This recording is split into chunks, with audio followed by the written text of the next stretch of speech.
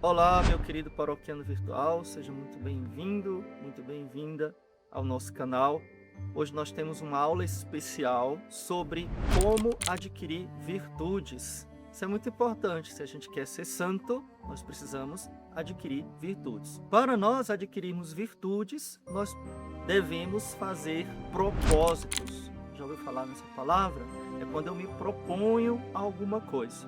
Nós, geralmente, fazemos propósitos, por exemplo, no Ano Novo, na Quaresma, no Advento.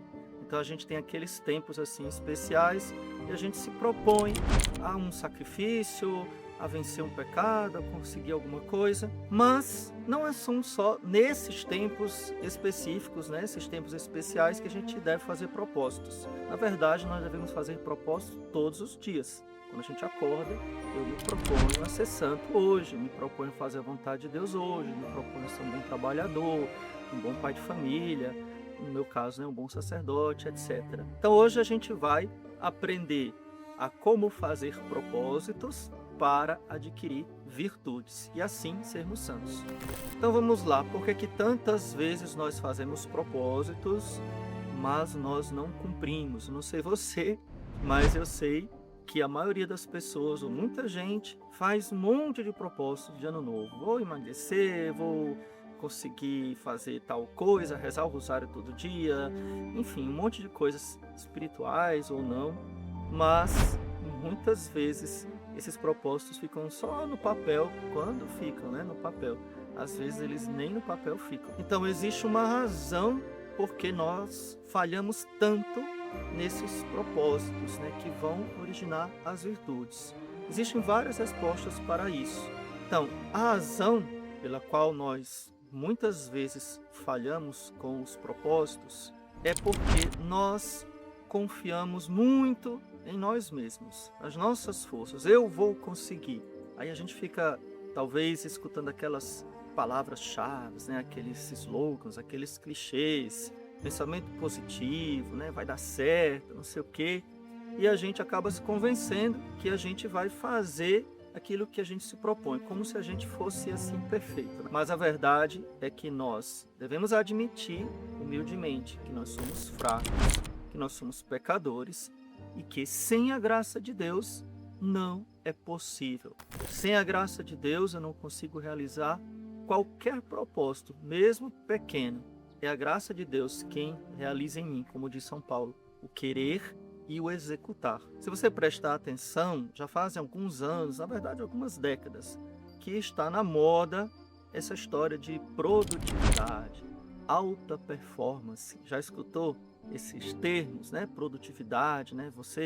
E aí existe uma profusão de pessoas ensinando a gente a ter esta alta performance. Normalmente para ganhar mais dinheiro, para conseguir uma liberdade financeira ou para curtir a vida, enfim, para poder fazer tudo o que a gente tem que fazer. Parece que nós somos máquinas de produtividade. E aí surgem uma série de publicações, existem estantes e mais estantes, né, dezenas, centenas de livros sobre isso. Existe até uma profissão que foi se desenvolvendo nos últimos anos para ajudar as pessoas nessa produtividade, né? Que é o famoso coach, né? Aquela pessoa que vai guiar a outra. E eu queria abrir os seus olhos, né? E te lembrar de uma coisa muito importante. Primeiro, muitas vezes essas pessoas, esses autores, eles têm uma boa intenção, né? A intenção de você ficar bem, né, de você perder a ansiedade, talvez, né, de você ficar psicologicamente legal, né, conquistar conquistas materiais que não são ruins, né, você ter uma casa, um carro, você ter condições de dar boa qualidade de vida para sua família, isso não é ruim, Deus não proíbe, a igreja não proíbe nada disso. O problema é o foco. O problema é que isso está no nível humano. E nós cristãos, nós vivemos em outro nível, que é o nível sobrenatural. Não é que a gente deixa de ser humano, né? Mas porque nós temos uma visão para além né? Eles falam muito disso, longo prazo, pense em longo prazo, você ficar rico daqui a 5 anos, 10 anos, 20 anos, né? Faça um sonho, né? Beleza, mas nós não planejamos para daqui a 5, 10 anos, nós planejamos para a eternidade, para o céu. Então, todos esses vocabulários que tem se falado hoje, talvez você já tenha ouvido falar, por exemplo, Clube 5 da manhã, né? Tem livros sobre isso, para acordar 5 da manhã e fazer tudo antes de todo mundo. Banho de água gelada, banho gelado de manhã, ou mergulhar na piscina com gelo, né? Na banheira com gelo. Ou então jejum intermitente, já ouviu falar nisso? Né? Jejum intermitente, você conseguir uma saúde, blá blá blá. E você pode até citar aqui depois nos comentários outras coisas nesse nível. Cumprir horários, você anotar suas metas e os seus propósitos de vida. Gente, tudo isso que eles estão fazendo de modo humano, de modo intelectual, racional, na verdade, é o tesouro que nós católicos já temos há 2000 anos. Caminho da santidade. Vamos fazer uma comparação? Vamos pensar aqui. A vida do monge, né? A vida do religioso. Não é aquela toda regrada, tem hora para tudo, tem tudo comedido, a sua dieta, o seu horário de oração, etc. Nós vamos pensar essa história, banho gelado, durma cedo, acorde cedo. Gente, isso está no Manual das Filhas de Maria. É de décadas atrás. A hora de dormir, a hora de acordar, por exemplo.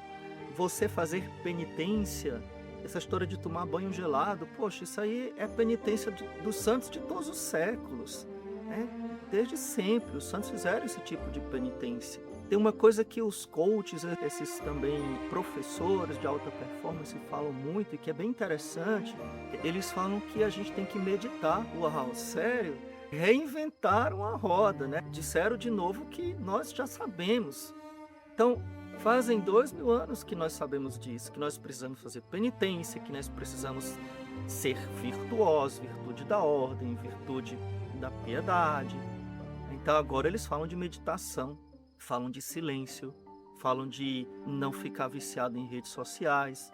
No entanto, essas coisas todas que eles estão usando outros nomes, nós temos nomes para isso, nós já usamos isso há muitos séculos, né? Que é piedade, que é virtude da ordem, virtude da prudência, etc., da sobriedade.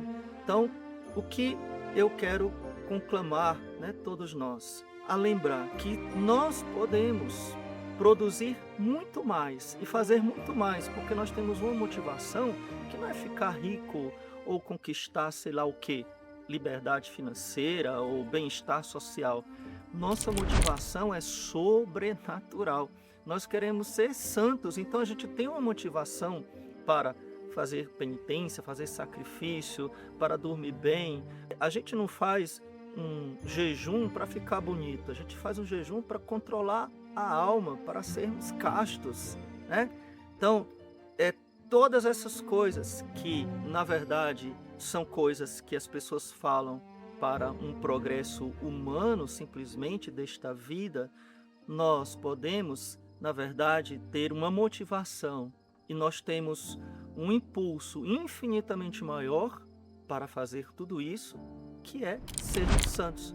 E aí é onde eu quero lembrar para você, né? O santo não é um pobre coitado que não tem tempo para nada, que vive feito doido, que, sei lá, não sabe lidar com dinheiro, não sabe lidar com a vida direito, parece uma coisa meio maluca, né? Não.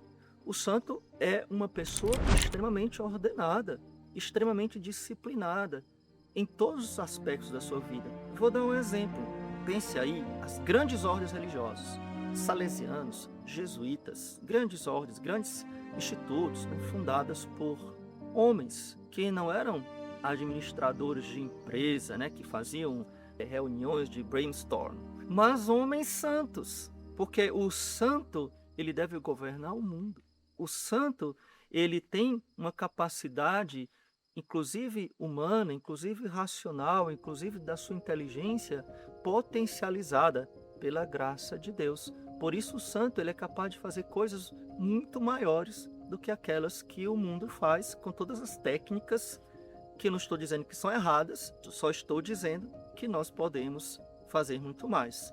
Inclusive você, né? Inclusive quando a gente, por exemplo, é apenas um jovem, apenas uma dona de casa, uma pessoa, um trabalhador comum, né? Como a maioria das pessoas é um trabalhador comum, e a gente pode conquistar coisas muito mais elevadas do que alguém, por exemplo, que tem um projeto milionário ou um projeto de vida empresarial, ou seja lá o que for. Todos nós podemos fazer grandes coisas, mesmo sendo pessoas comuns, né? Simples, normais, como a maioria das pessoas. Na prática, como é que a gente resolve isso, né? Como é que a gente adquire a virtude? Como é que a gente faz propósitos e cumpre?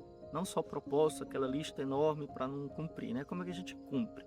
Então vamos lá, anota aí, tá? Primeira coisa, eu devo fazer propósitos concretos e não vagos, e não etéreos assim. Por exemplo, esse ano eu vou ser santo. Não disse nada, né? Ou eu vou ser casto. Tá, que é isso, concretamente, entendeu?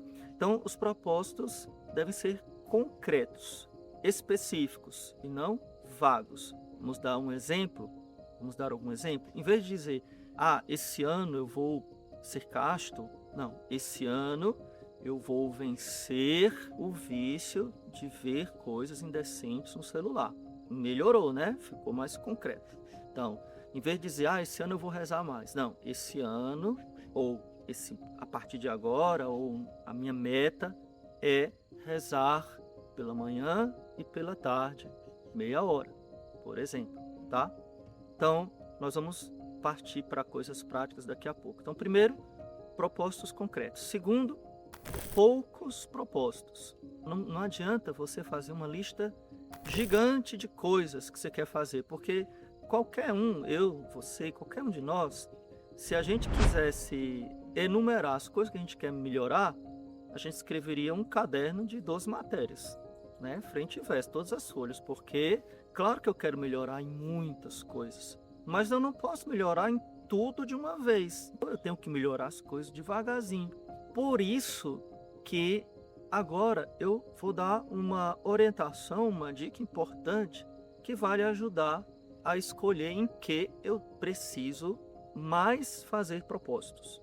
Você precisa achar qual é o seu defeito dominante. Vou explicar.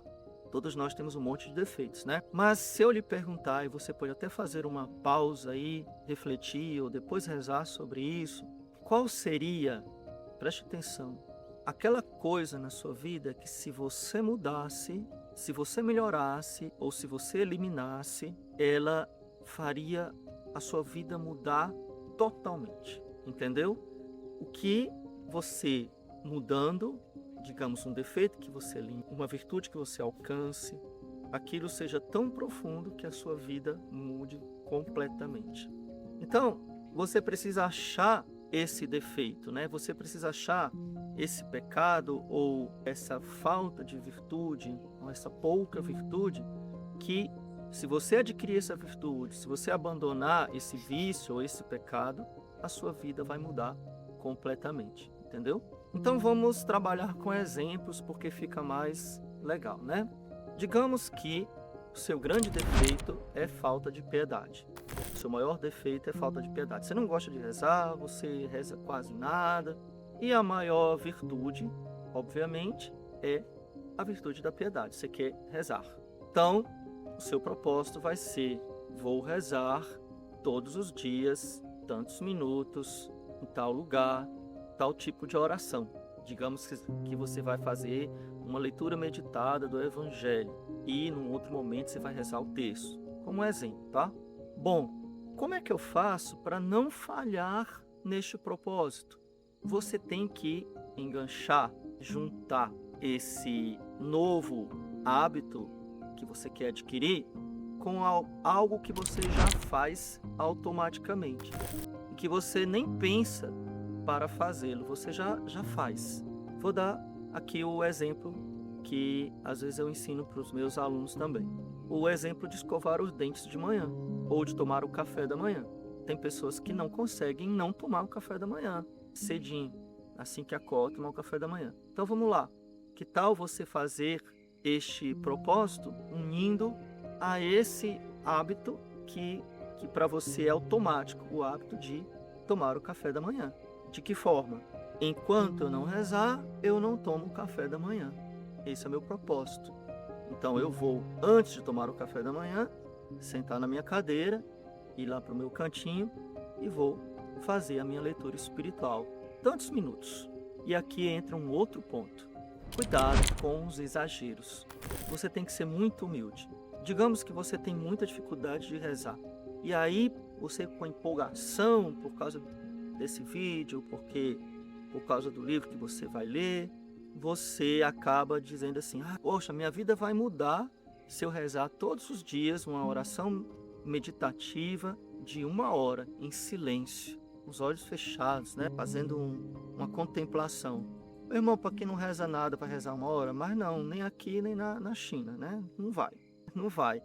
Porque você não está acostumado a isso. Então não adianta você, não, mas eu vou conseguir, é sem vergonhice minha não fazer. Tudo bem, você pode conseguir 1 dia, 2, 3, 4, aí no quinto você já não consegue mais, aí vai pulando, aí vai diminuindo, aí vai desanimando, entendeu? Então você tem que fazer o mínimo que você consegue sem um grande sofrimento, entendeu? Sem um grande sacrifício. Sacrifício sim, mas não algo que faça você desanimar, entendido? Então, um propósito concreto, um propósito atrelado a outra coisa que você já está habituado a fazer e de forma modesta, de forma humilde, de forma simples, ok? Um outro conceito que eu quero muito que você coloque na sua cabeça é o conceito da perseverança, daquilo que é inegociável, não é negociável. Vou dar um exemplo meu mesmo, por exemplo, de todos os padres, mas aí eu falo por mim. Não rezar o ofício divino, laudes, vésperas, hora média, não é negociável, entendeu? Porque deixar de rezar esta oração é pecado. Eu vou ter que confessar se eu deixar de rezar uma dessas orações, a não ser que eu esteja doente ou aconteça algum imprevisto que me impeça. Mas o dia a dia não é possível. Assim, praticamente não é possível que surja este imprevisto. Pode até ser que eu vá rezar 1 da tarde, aquilo que eu deveria ter rezado 7 da manhã. Tudo bem, algum dia pode acontecer isso, né? Por algum imprevisto, alguma pressa, alguma coisa. Mas eu não vou deixar de rezar. Então, esse hábito que você quer adquirir, né, esta virtude, este propósito, ele tem que ser inegociável. Ao mesmo tempo que você não pode ser tão rígido a ponto de, porque falhou aquele dia, você desanima para sempre. Entende? Aí não. Claro que a gente vai falhar alguma vez, né? Claro que vai ter, os dias são tão diferentes, né? A gente tem tantos imprevistos. É claro que vão aparecer imprevistos. Nossa vida não é robótica, né? A gente pode falhar. Então, quando eu falhar, né, quando acontecer algum imprevisto que realmente eu não conseguir, eu vou simplesmente continuar como se nada tivesse acontecido, entendeu? Então, existem algumas etapas nisso daí. Primeiro, a etapa da empolgação, a etapa do esforço, depois vem a etapa do desânimo, né? Isso vai acontecer, um pouco de desânimo ou muito desânimo, mas você vai ter que chegar na terceira etapa. Qual é? A etapa do eu tenho que fazer porque é o meu dever. Pronto. Então, não é mais porque eu fiz um propósito e porque eu quero cumprir, não. É porque isso faz parte de mim. Já é automático. Como muitas coisas na nossa vida que foram difíceis no começo e que depois se tornam automáticos. Vou dar um exemplo para você. Talvez você dirija, você tenha carteira de habilitação. Então, é muito difícil começar a dirigir. Eu não sei para você, mas começar a dirigir, você, quando vai lá para a autoescola, quando, sei lá, às vezes seu pai te ensinou, no começo foi difícil, você talvez tenha batido o carro, né? Talvez tenha ficado nervosa, né? Mas depois de alguns anos, né? Não precisa nem ser muito, depois de 1 ano, 2, você não lembra mais que está passando a marcha, né? Digamos que seu carro é de passar marcha, você não lembra mais de nada, você já faz tudo no automático. Por quê? Porque aquilo já não é algo que lhe custa um esforço, é algo que faz parte de você. é algo automático. Então, assim é a virtude adquirida. No começo, você vai penar um pouco. Por isso que não vá com gás exagerado, porque senão você não vai ter força para ir até o fim. No começo vai ser difícil, vai ter um momento de desânimo, até que depois você vai fazer porque nem cogita não fazer, entendeu? Aquilo já faz parte da sua vida. Então, pessoal, todo esse conteúdo que você escutou nesta aula e muito mais, eu condensei neste livro que eu estou lançando agora, que chama-se Santo Ano Novo. Por que Santo Ano Novo? Porque eu lhe proponho a começar um ano diferente na sua vida. Não importa se agora é maio, junho, julho, agosto, setembro, não interessa. O interessa é que você vai adquirir aquela virtude, aquela mudança que vai transformar a sua vida.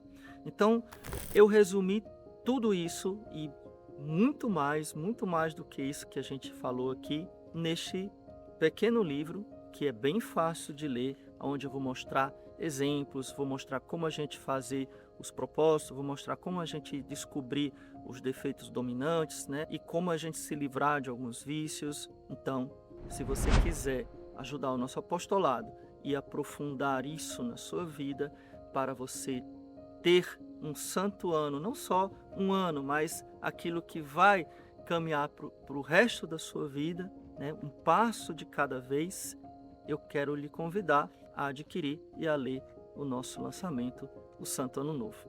Então coloque aqui nos comentários se você tem alguma pergunta, isso me ajuda também a fazer mais conteúdos sobre esse assunto para você, tá bom? Então coloque aqui nos comentários, isso nos ajuda muito. Por favor, deixe o joinha, porque isso também ajuda a nossa evangelização. Deus te abençoe, louvado seja nosso Senhor Jesus Cristo, para sempre seja louvado, e sua mãe, Maria Santíssima.